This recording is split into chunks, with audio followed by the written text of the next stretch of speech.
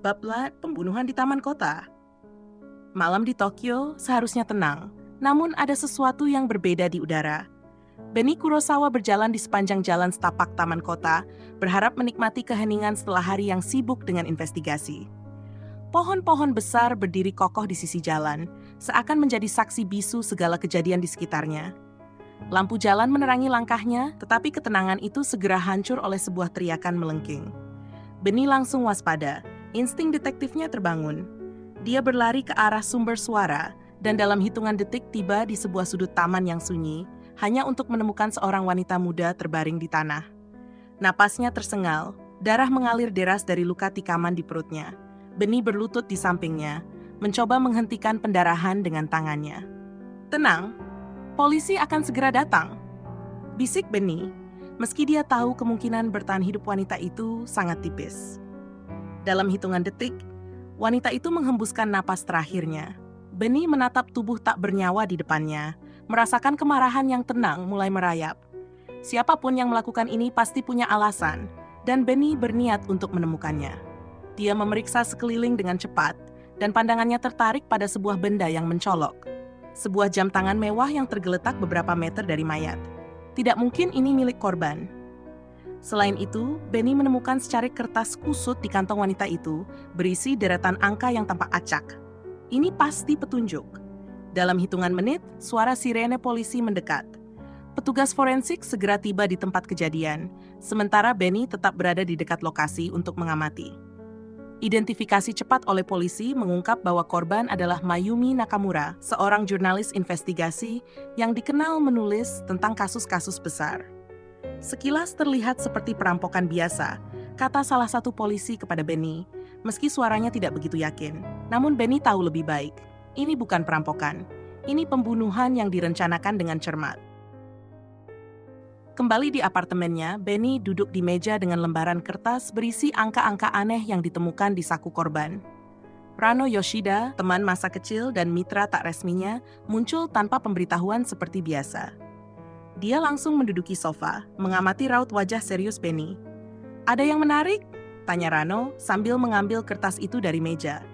Benny tidak menjawab langsung, dia tenggelam dalam pikirannya. "Ini bukan sekadar angka acak. Aku merasa ini adalah kunci untuk mengungkap siapa yang berada di balik pembunuhan ini." Rano memperhatikan deretan angka itu dengan seksama. "Ini mungkin koordinat." Benny tersentak. "Koordinat?" Benny memasukkan angka-angka itu ke dalam program peta. Ini dia.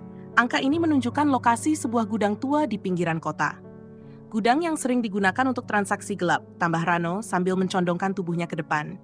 Mayumi pasti menyelidiki sesuatu yang besar sebelum dia terbunuh. "Ya, dan aku berniat mencari tahu apa yang dia temukan," kata Benny dengan tegas. "Kita harus ke sana malam ini." Rano menatap Benny dengan sedikit ragu. "Ini bisa berbahaya, Ben." Benny mengangguk, tapi matanya tetap penuh keyakinan. "Bahaya sudah menjadi bagian dari pekerjaanku." Gudang yang dimaksud terletak di kawasan industri yang sudah lama ditinggalkan. Dindingnya yang kusam dan berkarat terlihat seperti monumen bagi aktivitas kriminal yang tak terhitung jumlahnya. Benny dan Rano melangkah masuk dengan hati-hati, memastikan setiap langkah mereka tidak menimbulkan suara. Di dalam, suasana lebih suram. Barang-barang berserakan di lantai, dokumen-dokumen tua menumpuk di meja kayu usang. Gudang itu tampak kosong, tetapi jejak keberadaan manusia masih terasa. Benny segera memeriksa setiap sudut, mencari sesuatu yang bisa mengungkap misteri ini. Setelah beberapa menit, dia menemukan sebuah laci yang terkunci, tapi tidak cukup kuat untuk menahan keterampilan Benny. Dengan mudah dia membukanya dan menemukan selembar foto Mayumi Nakamura. Wajahnya dilingkari dengan tinta merah tebal, tanda bahwa dia sudah menjadi target sejak lama. "Mayumi sedang membongkar sesuatu yang besar," Benny berkata sambil menyerahkan foto itu kepada Rano. "Dan aku yakin orang di balik ini adalah seseorang yang memiliki kekuasaan besar." Tidak jauh dari foto itu, Benny menemukan dokumen-dokumen yang menghubungkan seorang pengusaha terkenal, Yoshio Tanaka, dengan organisasi kriminal. Sebuah penemuan yang memperjelas semua dugaan Benny. Namun sebelum mereka bisa melangkah lebih jauh, suara pintu yang terbanting keras menggetarkan ruangan. Sejumlah pria bertubuh kekar memasuki gudang. Wajah mereka menandakan bahwa mereka tidak akan membiarkan Benny dan Rano keluar hidup-hidup. Benny menahan napas. Dia tahu waktunya terbatas. Dengan cepat, dia mengambil dokumen penting dari meja dan memberi isyarat kepada Rano untuk bersiap lari. Pertarungan singkat pun terjadi, tapi kecerdikan dan kecepatan Benny menyelamatkan mereka. Setelah kejar-kejaran sengit di lorong sempit gudang, mereka berhasil melarikan diri. Setelah kembali dengan selamat, Benny segera menyerahkan bukti yang dia kumpulkan kepada polisi. Dengan dokumen yang mengaitkan Yoshio Tanaka dan organisasi kriminal, pihak berwenang tidak punya pilihan selain menahan Tanaka untuk diinterogasi. Kasus pembunuhan Mayumi Nakamura pun terungkap sebagai bagian dari usaha untuk membungkam penyelidikan jurnalis itu terhadap dunia gelap di Tokyo.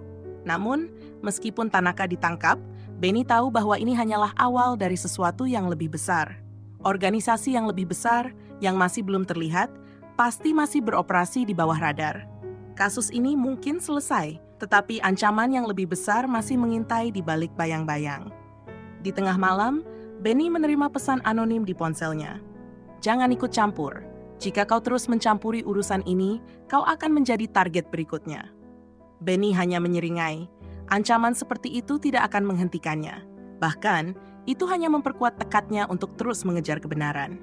Dunia kriminal di Tokyo mungkin luas dan penuh bahaya, tapi Benny Kurosawa tidak akan pernah mundur.